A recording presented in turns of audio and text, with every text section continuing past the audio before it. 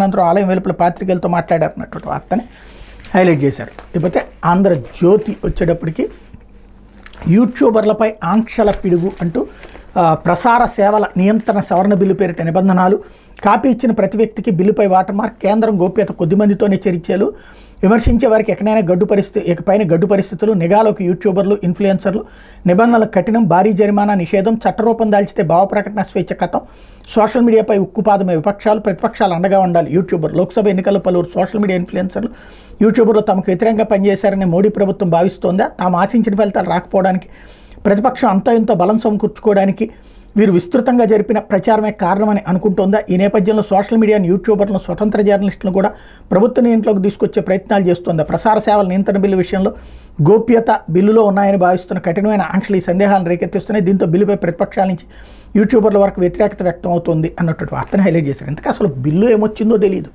ఈలోపుగానే వ్యతిరేకం రెచ్చగొట్టేటటువంటి ప్రయత్నం చేస్తుంది. మరి ఆంధ్రజ్యోతి అర్జెంటుగా బీజేపీని ఎందుకు విలన్ని చేయాలనుకుంటుందో తెలియట్లేదు. బేసిక్గా బిల్లు వచ్చాక అదేంటో చూడాలి.